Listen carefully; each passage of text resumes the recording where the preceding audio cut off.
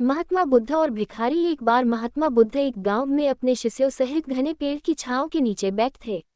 आसपास के गांव के बहुत से लोग अपनी अपनी मानसिक परेशानियां लेकर महात्मा बुद्ध के पास आ रहे थे।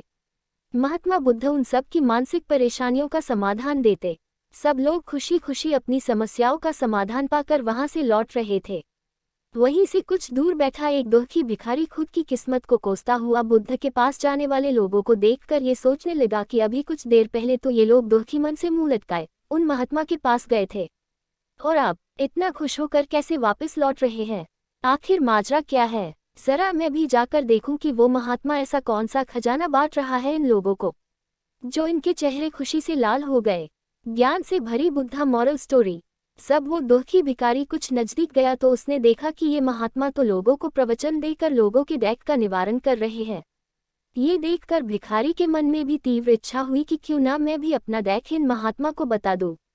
मुझे भी अपने दैख का समाधान अवश्य मिलेगा। बस फिर क्या था, समाधान पाने की लालसा लिए भिखारी महात्मा बुद्ध के सामने पहुंचा और हाथ जोड़कर प्रणाम करते हुए बोला, हे महात्मा बुद्ध, मैं भी लोगों की मदद करना चाहता हूँ। मेरी बहुत इच्छा है कि मैं लोगों की मदद करूं, लेकिन मैं मदद कैसे करूं? मैं तो बहुत गरीब हूं, न तो मेरे पास धन है न ही कोई वस्तु जिससे मैं किसी की मदद कर सकूं। मैं चाह कर भी किसी की मदद नहीं कर सकता। मुझे भगवान ने इतना गरीब क्यों बनाया? हे महात्मा, मुझ पर कुछ कृपा करो। इतना बोलते हुए भिखारी रोने लगा। महात्मा बुद्ध बोले, तुम बहुत अज्ञानी हो, क्योंकि तुम अब तक इस भ्रम में जी रहे हो कि तुम्हारे पास कुछ नहीं, जबकि दूसरों को कुछ देने के लिए तुम्हारे पास बहुत कुछ है। तुम बिना धन और वस्तु के भी दूसरों की मदद कर सकते हो। तुम्हारे पास जुबान है जिससे तुम मीठे शब्द बोलकर किसी के दुखी चेहरे पर मुस्कान ला सकते हो। इन्हीं शब्दों की ताकत से तुम किसी के भी टूटते हौसलों को फिर से मजबूत कर सकते हो। इन्हीं शब्दों की ताकत से तुम किसी के भी मन में सकारात्मक विचारधारा के बीज बोकर उसको गलत रास्ते पर जाने से रोक सकते हो।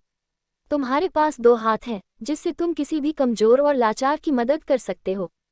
तुम्हारे पास 2 आंखें हैं जिससे तुम किसी अंधे को रास्ता दिखा सकते हो।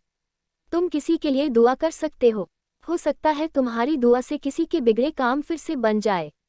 तुम किसी के अच्छी सेहत की कामना कर सकते हो, लेकिन अज्ञानतावश तुम अब तक इस बात को समझ नहीं पाए। Buddha moral story. और इस भ्रम में अब तक जीते रहे कि तुम्हारे पास मदद करने के लिए कुछ नहीं। किसी की मदद करने के लिए धन और वस्तु का होना अनिवार्य नहीं है।